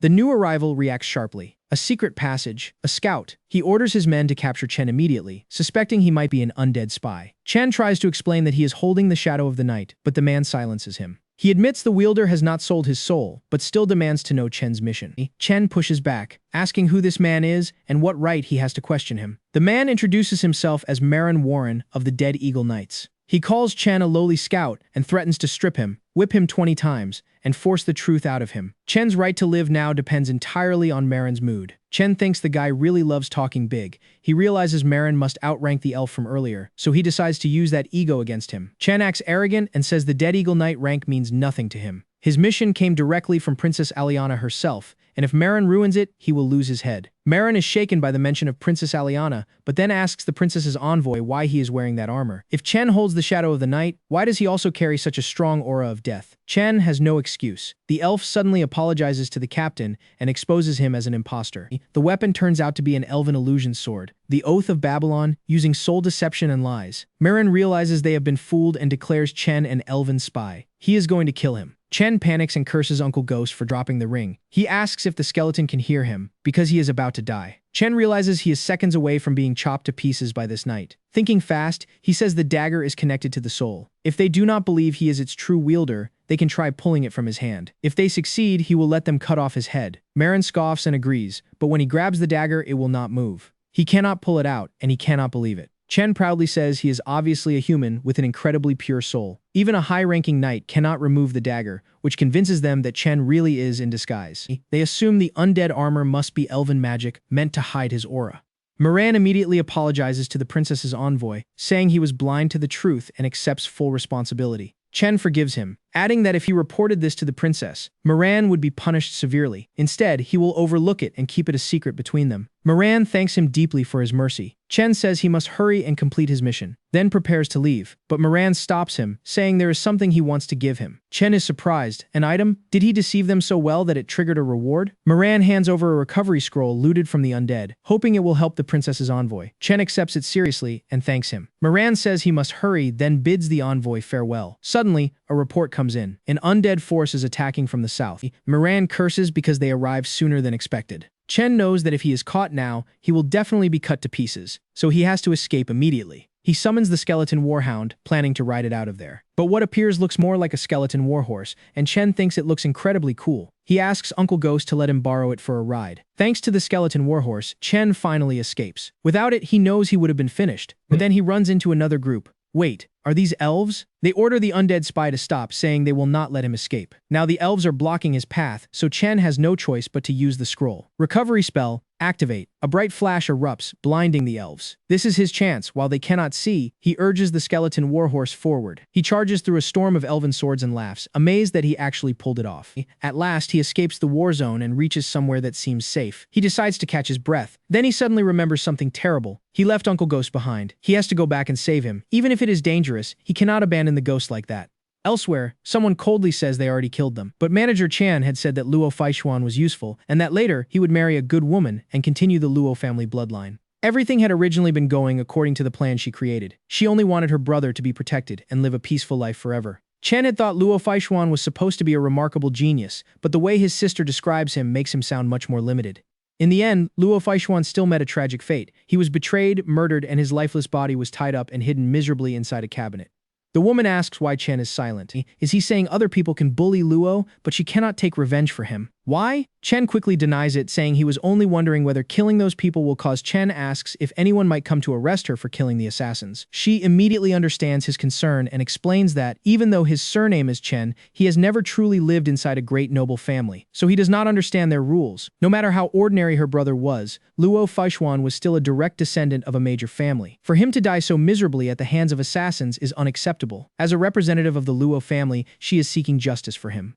No one would dare object or stop her. She also explains that her mother's surname is Xiao, so she uses that surname instead. Chen finally understands and tells her to continue. She says she interrogated the assassins. They did not know who hired them to kill Chen, and they did not even know they had killed a Luo family descendant. Now that they are dead, the clues have been cut off, and they cannot investigate any further. That is why she came to Chen. She wants to know if he has any clues about who might want him dead. Even a vague suspicion. She asks him to give her 2 or 3 names, or even just one, and she will handle the rest. Chen answers honestly that he has no idea who would want to kill him. Besides, since she already killed the assassins, has she not already avenged Officer Luo? She says that is not enough. She needs to find the person who hired the assassins to kill Chen. The assassins killed her brother, so she will kill the assassins and the mastermind behind everything. That way, her brother's soul in heaven can finally rest in peace. Chen can only respond awkwardly. He is still unsure what to say. She reminds him that he can come to her for help at any time. Chen explains that his family does not have a good relationship with the Chen family of Jinan. They barely contact each other. Whenever he went back, he only played with children around his age, so he never discriminated against or offended anyone. Then he remembers something. She gives him her contact information, and Chen thanks her. She says goodbye and leaves. Chen can only think that she is a truly terrifying girl. Afterward, Qian admits that when she arrived, he specifically asked whether she had hurt Chen. He was worried she might mistakenly think Chen was responsible. Still, she is an exceptional talent, far beyond ordinary people.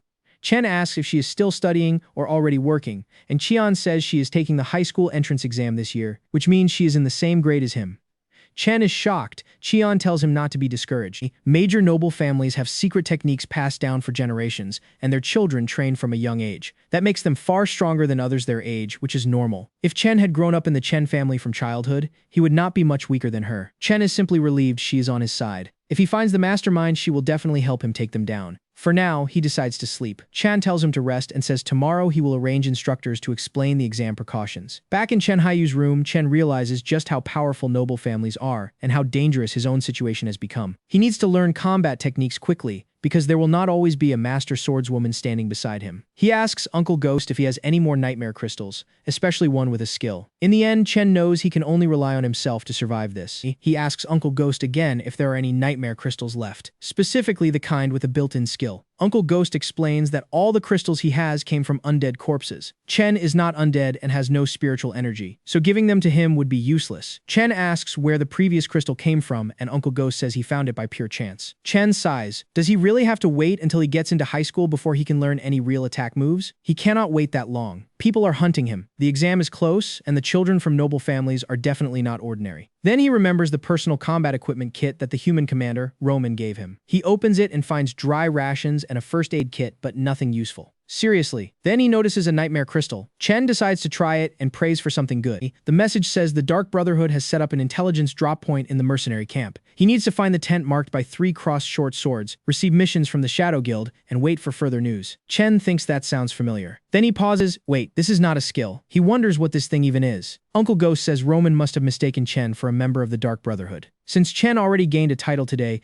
going back will not give him another one. So this is a good chance to explore. Chen asks Uncle Ghost where he stored the mask he gave him, and whether he remembers the location. Uncle Ghost says it is near the secret entrance, but he cannot remember the exact spot. Then he asks why Chen wants to know. Chen explains that the undead stronghold outside the secret passage has been taken over by humans. He wants to disguise himself and return to the nightmare realm. He asks if Uncle Ghost has human equipment, and the ghost says he will check. Later, Uncle Ghost says Chen is now disguised as a human frontier soldier. The flaming wolf crest on the shield is their emblem. The humans in that frontier territory were completely wiped out by the undead. So if Chen pretends to be a survivor, no one should suspect him. Chen asks about a crystal, and Uncle Ghost says it is a distress letter from the Lord of the Frontier Territory. It counts as important evidence and should be useful once Chen goes outside. Chen finds it strange that Uncle Ghost suddenly cares so much about his business. Uncle Ghost says it is because Chen saved his life last night and he is simply returning the favor. Chen threatens to dump out all his calcium supplement water unless he tells the truth. Uncle Ghost finally admits that he needs Chen to build a high status in the nightmare realm, so Chen can obtain high-grade materials to heal his injuries. Chen says that was not so hard, and the ghost apologizes. Then Chen enters the realm.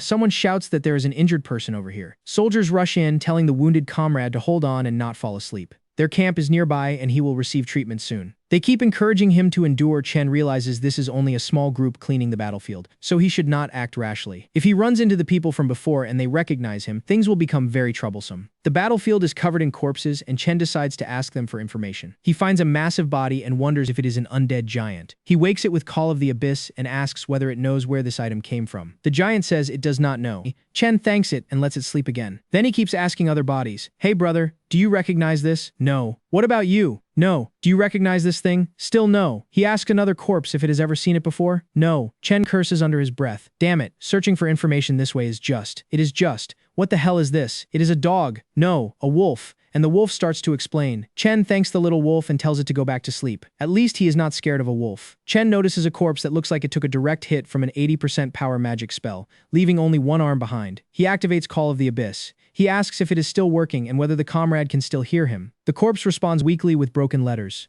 N-Y. Chen realizes something. Wait, really? It is the hand signal of the Dark Brotherhood. He has finally found one. This person must have been the owner of the mask. Chen asks if there's anything the corpse can tell him. The corpse groans. Chen looks down and notices its leg. The smell is awful, and Chen almost cannot stand it. But then he realizes there's something hidden inside. It stinks horribly. A system message appears saying he has discovered a special item that meets the requirements to unlock appraisal. He can now view the item's description. It is the Shadow of the Night crest, a blue-tier artifact. The crest is engraved with a complex magic array and can activate certain weapons. Without the matching weapon, it is worthless. Chen wonders if that matching weapon could be. Then the dagger reacts. Because the tier of the item has increased.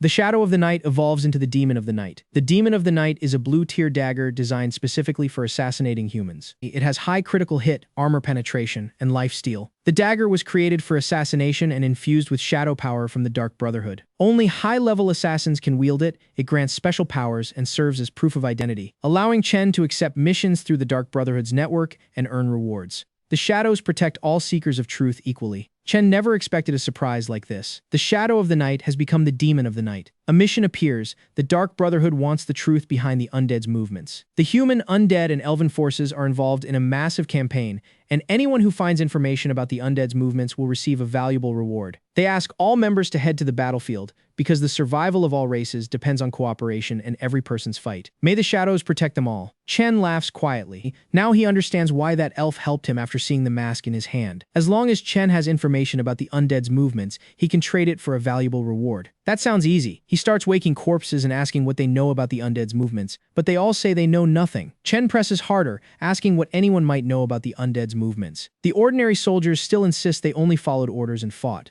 This is becoming troublesome. Then Uncle Ghost says he can actually provide some information. Chen remembers that he has a high-ranking undead right beside him. Perfect timing. But then he becomes suspicious. Uncle Ghost is undead, so why would he sell out his own kind? Is he trying to trick Chen again? Uncle Ghost explains that although undead belong to the same race, in truth, each of them serves their own interests. He asks what kind of information Chen wants. Something shocking or something general to begin with. Chen decides he should not choose anything too massive. After all, he is still just an ordinary person. If he releases information that is too important, others might investigate him, and that could put him in danger. Uncle Ghost says he has information Chen can safely trade. Chen asks what it is. The undead have been using new turret components. These components increase the attack power of their soul cannons by 20% and their firing rate by 10%. Chen asks whether that information is too valuable, but Uncle Ghost thinks it is fine. The humans have probably already guessed it from past battles. It simply has not been officially confirmed. Chen is thrilled. This way he can gain benefits without drawing too much attention. Later, Chen finally sees it. The main army camp and the Dark Brotherhood's mission drop point is inside. The only problem is figuring out how to enter. Uncle Ghost reminds him that the humans are searching for wounded soldiers. If Chen pretends to be injured, they might carry him inside. Chen thinks that is a good idea, then asks how good human battlefield medicine actually is. Uncle Ghost says it is incredible. With enough money, even severed limbs can be regrown. Chen asks what the undead do, and Uncle Ghost says they usually leave dying soldiers outside to face their fate alone. Chen is shocked that they do not heal them, but Uncle Ghost says they can. It is just complicated.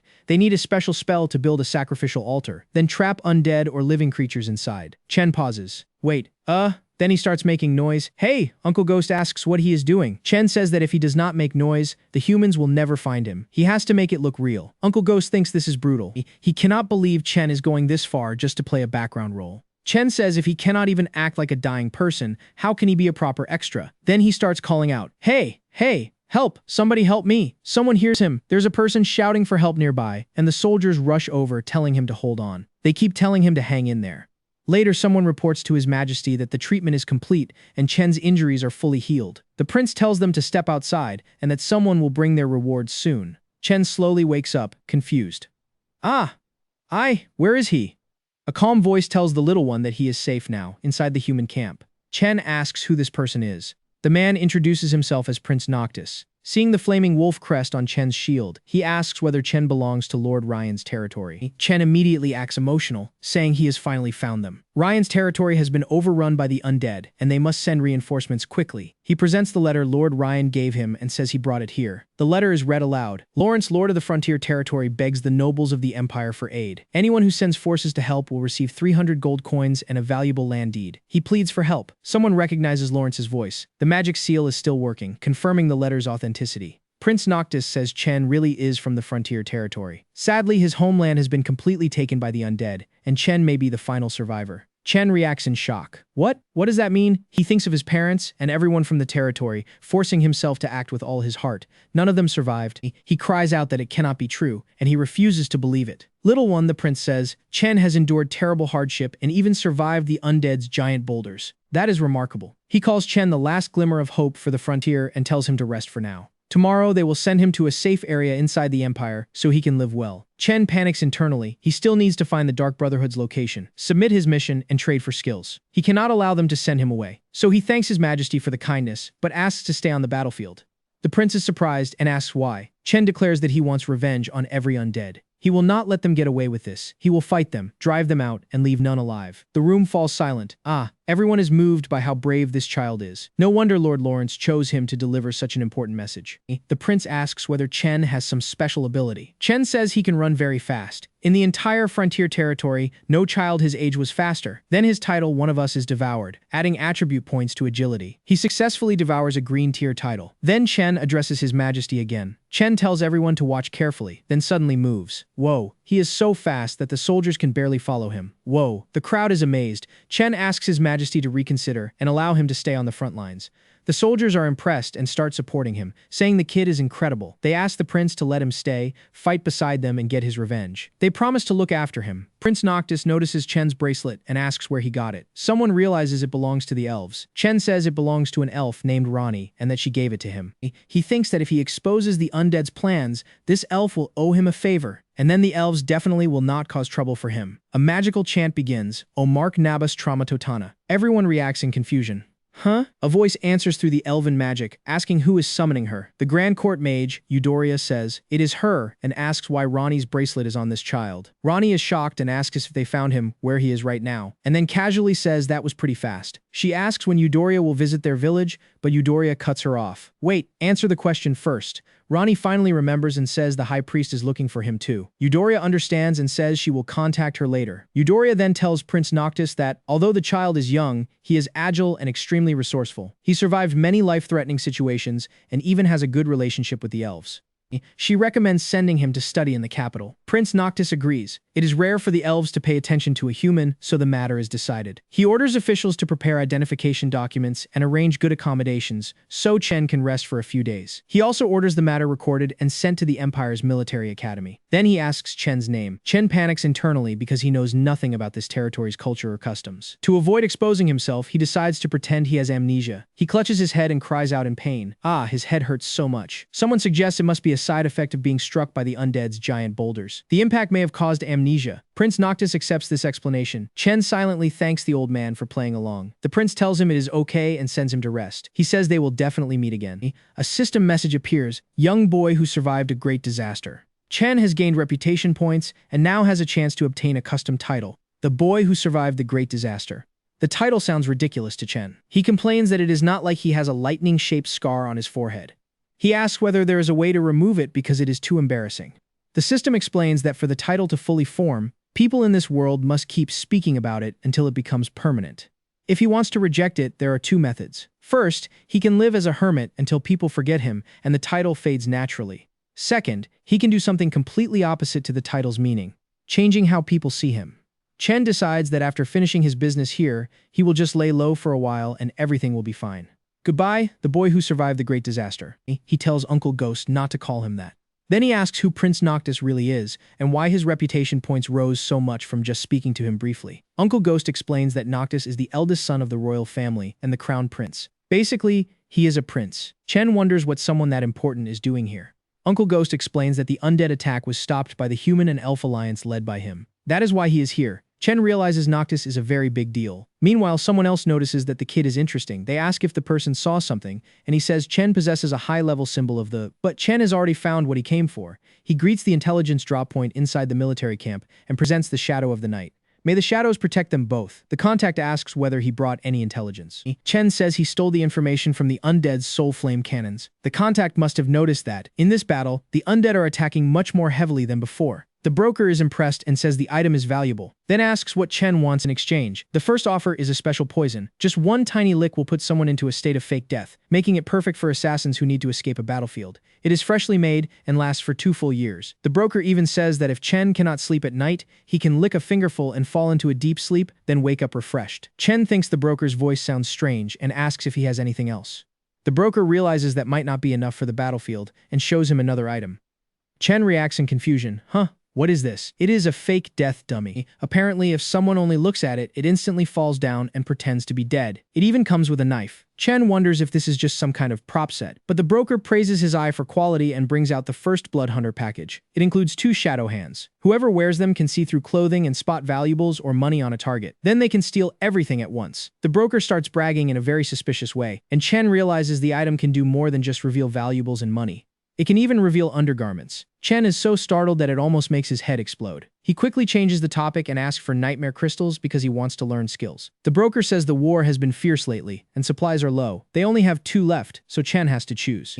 The first is Blood Drain, a basic attack skill that causes continuous bleeding and can be used with all bladed weapons. The second is Frost Storm, a finishing move that can knock back enemies and disarm them, making it perfect for close combat. The broker asks whether Chen has a foundation in either skill or which one he lacks. Chen thinks helplessly that he has neither. Then a familiar voice suddenly tells him to choose Froststorm. Chen freezes. That voice, choose Froststorm. It is the same mysterious voice that guided him before. Chen is unsure, because that voice also gave him mocking grin, so he wonders why he should choose Froststorm. The voice explains that it pairs perfectly with Phantom Dash. It also tells him to obtain Phantom Shadow from the Undead and Roaring Thunder from the Beastmen. Once those are combined with Phantom Dash and Froststorm, Chen will discover the real secret. He has to learn those techniques to unlock the mystery. Chen decides to give it a try. He chooses Froststorm, and the broker hands it over. Chen is excited, he learned it. Froststorm is only a basic kicking technique, but the information Chen provided is worth far more. The broker asks if he needs anything else, and Chen says not right now. To make up the difference, the broker gives him some gold. Chen thanks him. Then Chen asks Uncle Ghost if he can get him an undead skill. Uncle Ghost reminds him that as long as Chen understands the language of the undead, he can use one. It is not that complicated. As long as he has enough spiritual power and agility, it should work. Phantom Shadow requires 3 points of spiritual power and 5 points of agility. It creates an illusionary shadow to deceive enemies. Chen has 7 attribute points left. If he puts 3 into spiritual power, it becomes 3.9. If he puts the remaining 4 into agility, it becomes 6.9. That meets the conditions perfectly. The system reallocates his attribute points according to his wishes. Chen is thrilled, but he needs to find a quiet place. If anyone sees him using undead magic, he will be in serious trouble. So he looks for somewhere to hide. Once he finds a spot, he activates Phantom Shadow. Chen tests Phantom Shadow and wonders if this is really all it does. Aside from looking like a scary optical illusion, it does not seem very useful. Uncle Ghost is shocked and says he thought Chen had better taste, but apparently he was wrong. Chen admits it is just a basic illusion for now, but decides to see what happens once he gathers all the related skills. Just then, someone calls him the young boy who survived the great disaster, and Chen immediately begs them to stop using that title. The messenger congratulates him. Because of his heroic deeds, Prince Noctis has decided to give him the Medal of Honor and a letter of recommendation. Chen is shocked that the prince is giving him such a reward so easily. Still, he acts grateful, saying he will train even harder and serve the country to prove himself worthy of His Majesty's mercy. The messenger tells him he can travel to the capital with the army or go on his own. But either way, he must bring the letter to the Imperial Military Academy. Chen understands and then receives an additional reward. Thanks to the prince's mercy, he finally has money to spend. After returning, Chen hesitates. Then he makes a request. The request is completed and he thanks them. Suddenly, his phone rings. It is his family asking why Hayu is sending so much money and where he got it. Chen says it is just the money he earned after joining the human martial arts group, and they can use it however they want.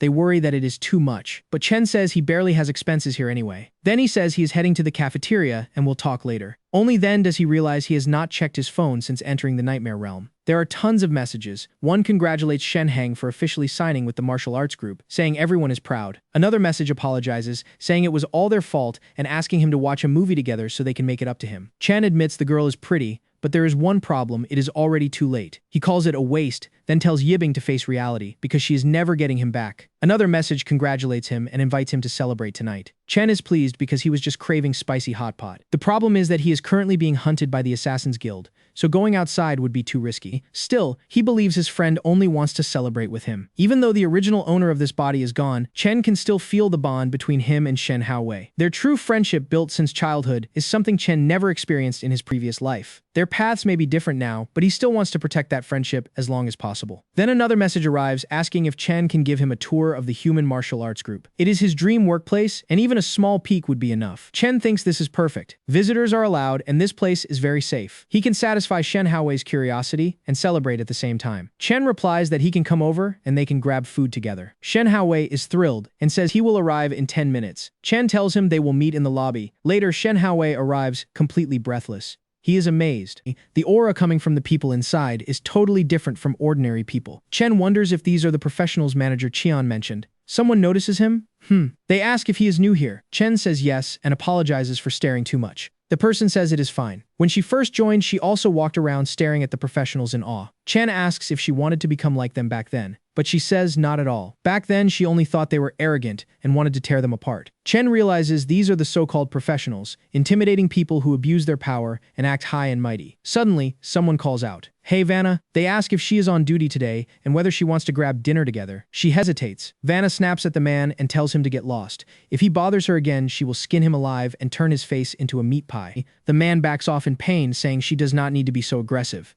Then someone calls for Shen Heng, saying a boy named Shen Haowei is here to see him. His ID has been checked and everything is clear, so they ask whether to let him in. Chen says yes, that is his school friend, and they can let him through. The staff member confirms and says they will bring him over. Chen says it is fine and that he can go meet him instead. But they refuse, manager. Qian ordered them to take special care of Chen's security because his situation is unsafe. Chen understands. Shen Haowei arrives and is amazed by the place. It is luxurious, bright, and almost blinding. He tells Chen that he is famous now, and Chen says his friend can visit him here whenever he wants. Shen Haowei calls him a legend. Chen tells him that is enough and offers to take him to the group's cafeteria. But Shen Haowei says he is not hungry yet and wants to see Chen's room first. Chen agrees. They head up, and Shen Haowei is stunned. Wow, it is the 105th floor. He cannot believe Chen lives this high, practically in the sky at the very top of the building. Chen agrees, but then his phone receives a message. The message says that during the hospital incident, a nurse witnessed everything. Now she has disappeared. All they found was a torn-up body, but it was not hers. The body is currently undergoing identity verification. They also found something else and tell Chen to look. Chen is shocked. I suspect that the nurse was silenced because she knew about him. Because of that, they are reinvestigating everyone around Chen. Chen is confused. The message adds that one person acted suspiciously at school yesterday morning, as if searching for something. When they reach the 80th floor, Chen recognizes the person in the image, Shen Haowei. Was he looking for Chen? Chen thinks back to yesterday morning and realizes he was in the nightmare realm. That is why Shen Haowei could not find him on the school cameras, even though he searched the whole building. But why was he looking for him like that? Chen reacts. Shen Haowei asks if something is wrong. The message warns Chen that if he meets this person, he must be extremely careful. Just then, they arrive at the 105th floor. Shen Haowei is amazed again, saying he has never been this high in his life and cannot believe Chen lives here every day. He urges Chen to take him to the room so he can see the view. Chen says his room is right there at the end of the hallway. Shen Haowei gets excited, saying they are almost there. Chen answers, but he is already suspicious. Sigh. Then the attack comes. The imposter laughs, but Chen sees through it. An illusion, impossible. This fake is highly skilled in martial arts. The enemy is shocked that Chen is this skilled and laughs wildly. A system message appears because Chen continuously allocated attribute points. He has unlocked Moonlit Stride, Phantom Dash, and Frost Storm. By combining them, he has unlocked Lunar Style, Transient Frost, Incomplete. Its attacks guarantee knockback, and Phantom Shadow now perfectly mimics his true form, making it much harder for enemies to distinguish. It also increases movement speed by 30% for 10 seconds. Chen shouts that this person is not Shen Haowei and demands to know where he is. Then the system says that, by successfully using lunar style, transient frost, his body has absorbed attribute points supernaturally. Strength increased by 0.1, agility increased by 0.2, spiritual power increased by 0.1. The imposter laughs and says Shen Haowei is dead, and Chen will soon join him. Chen calls out, "Hey, hey!" With this much power, the enemy thinks he can block it with one hand. But then something goes wrong. "Hey, what the hell is this?" So this is the secret the mysterious voice was talking about. Chen cannot believe that combining basic techniques created something this powerful. The attacker panics. "Hey, hey, hey, hey, hey!" He keeps shouting again and again. The alarm spreads, and someone curses, ordering all units to investigate immediately. Hurry! The enemy realizes too late that this is the skin-changing technique, and he still fell for it. Chen is furious that this bastard came straight into his territory. He examines the body carefully, wondering who would have thought he would use a pen as a weapon. Chen demands the truth and asks what the enemy's real objective